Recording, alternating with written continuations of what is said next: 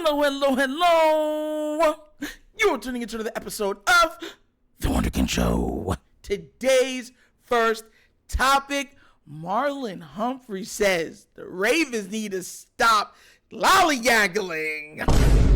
Look. So that's not actually what he said. What he said was, keep doing what is working. But what I'm going to do is I'm going to play a clip because there was a picture that came out of him and Odell Beckham Jr. on the sideline talking during the game.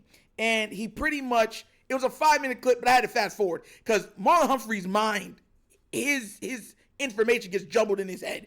I'm dead serious. This man goes off on super tangents. If you're a One Piece fan, you would love you some Marlon Humphrey. Anime fans don't understand that reference. But without further ado, I'm going to play the audio, right?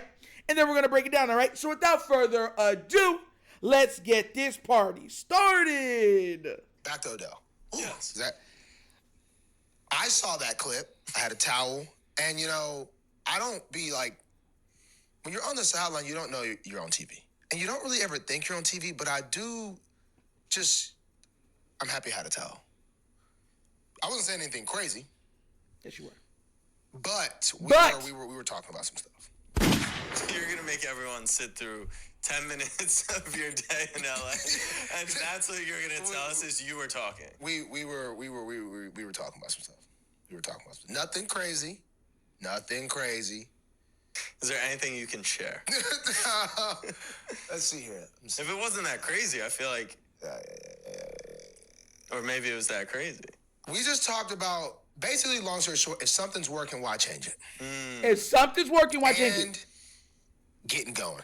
Getting going. About me and Mr. OBJ, which he really has gotten going. Yeah, you said that. The past 2 weeks. Hey, You said that. you know what I'm saying? But peaking at the right time as well. All three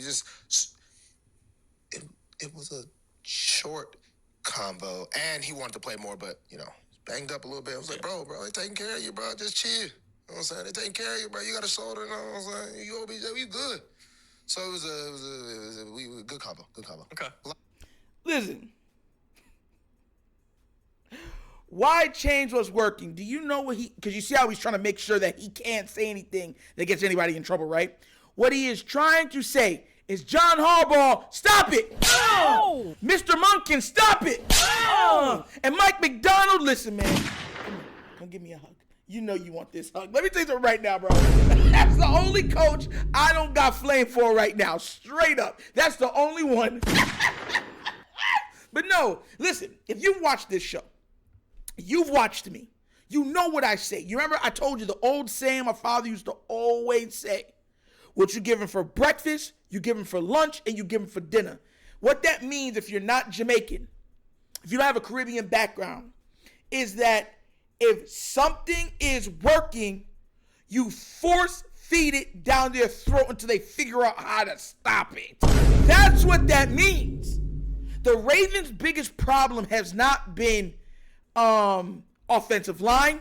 It has not been drops from receivers. It has not been fourth quarter defensive collapses. It has not been QB play. It has been none of those things. The biggest problem for the Ravens this season, right, is shooting themselves in their own feet, not finishing the job, not doing what works. If they can't stop the run, then fine. Rush for 300 yards. It's that easy. It's that easy. If they can't stop the pass, okay, go throw for 300-400 yards. It's that easy. I said this at the end of the game. And Odell was on the sideline. Pissed. If Odell Beckham Jr. is cooking, if Isaiah Likely is cooking, why are they not getting passes in the second quarter? Does that make any sense? Why are they not getting passes in the third quarter? Does that make sense? Why are they getting no passes to them in the fourth quarter? Does that make sense? And I know people are going to say, well, Lamar be checking down and stuff like that. OBJ wasn't even in the game. Cause I know what y'all were going to do. See, I was waiting. Boy, I was waiting for y'all to throw my QB underneath the bus. Go look at the play percentages. OBJ only played like 30% or 29% of the snaps. Go ahead and tell me why. Go ahead and tell me why. Isaiah Likely played more snaps than all the other tight ends. Where was the screenplay to him if that kept working?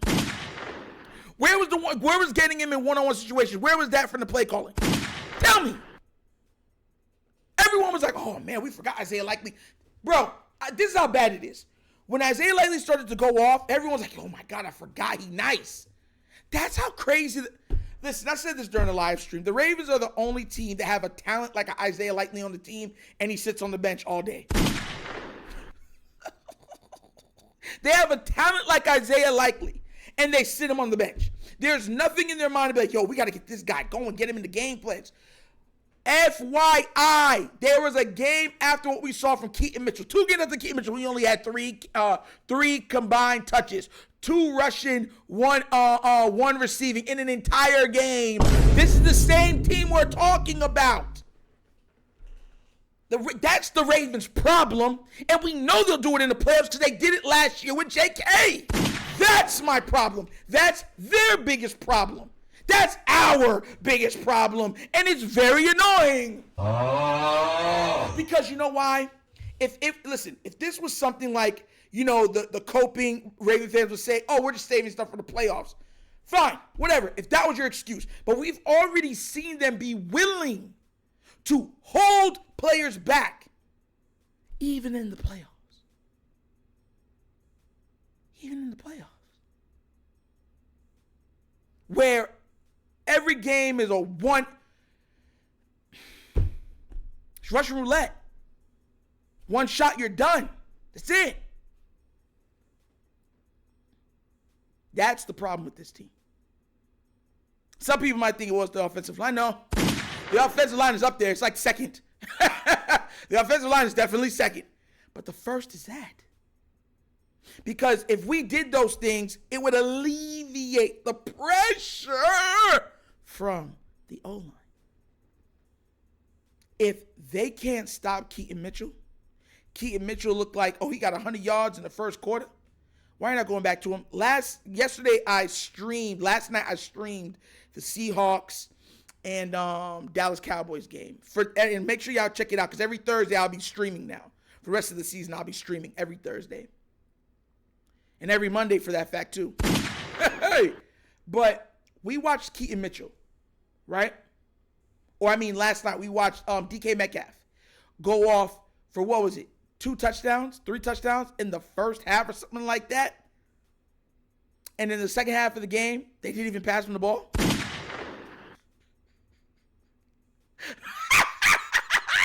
Bro, listen, I'll be real with you. They're not shaking these Vegas accusations, bro. They're not. It's like, yo, it doesn't make sense. It doesn't make sense. If you have something that's working, why are you going away from, it's working so much and we're going to use him as a decoy. Bruh. You're shooting yourself in the foot. You're doing exactly what the team's hoping you do. They're not going to throw him the ball no more. That's the problem with the Ravens. There's been games where we've seen Isaiah Likely go off. They're taking the ball away from him. Keaton Mitchell was going off, took the ball away from him. Gus Edwards was going off, took the ball away from him. Mark Andrews was going off, took the ball away from him. OBJ was going off, took the ball away from him. So at what point do we say, yo, keep feeding the hot hand, or at least feature them. Switch around the offense. Okay, he's hot. Okay, they can't stop him. We're going to do this to get him on more one-on-one situations. Put that defender that's on him in no man's land. Put him in jeopardy. Put him in problems. But no. Let's let them off the easy way. That's my problem with this team. If the pass is working, they go to the run. If the run is working, they go to the pass. That just makes no sense. It makes no sense. It makes no sense.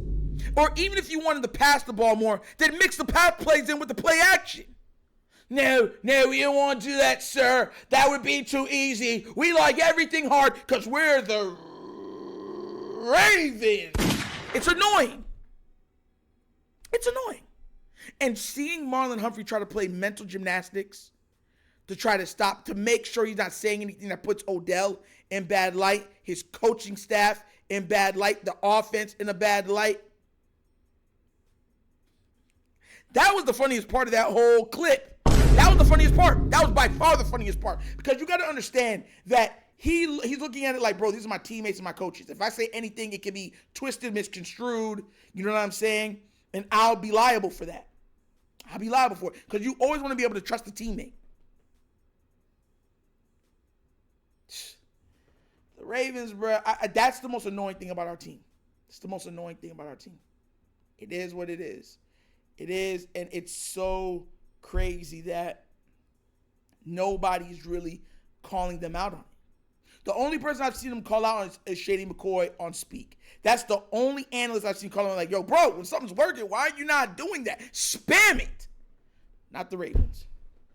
At least they used Keaton Mitchell a lot last time. Hopefully that keeps going forward. But why is Justice Hill on short yardage situations, right? Why is Gus Edwards not in short yardage situations? You see the foolishness I'm talking about? You know Gus is unstoppable in short yardage situations. What do? You don't put him in short yardage situations. You put Justice Hill on there because you're like, we want to share the ball. No! No sharing the ball. Pause. You know what I'm saying? But as always, that's an episode of The Wonder Kingdom. Thank you for watching. Y'all know how we get down. We have fun and we laugh. But everything we talk about rooted in what? Facts and truth. Please do remember, like, subscribe, hit that notification bell, leave a comment. You know, love the comments. And if you have not done so already, check out The WunderkindShow's Patreon. Yes, 3 tiers of content goodness waiting for your consumption. Give it a look. Give it a try. Let me know what you think. And if you would like to donate to the channel, we've had some great donations. You guys have really been supporting the channel. At the bottom of the screen is a QR code. QR code's to a Cash App. The Cash App is located in the description of every video that we do. And the name of it is The Wunderkind Show. And that's how we got all of our equipment. Right now, we're trying to go for more better cameras, the Black Magics or the Sonys, whichever one is cheaper because they both do 6K. You know what I'm saying? But we're going for 2, and then we're going to go for new mics and stuff like that. But as always, that's an episode of The Wunderkind Show. This is your host, Nectar, signing off. And as always, you know my slogan. Peace. And I am out of here. Yeah.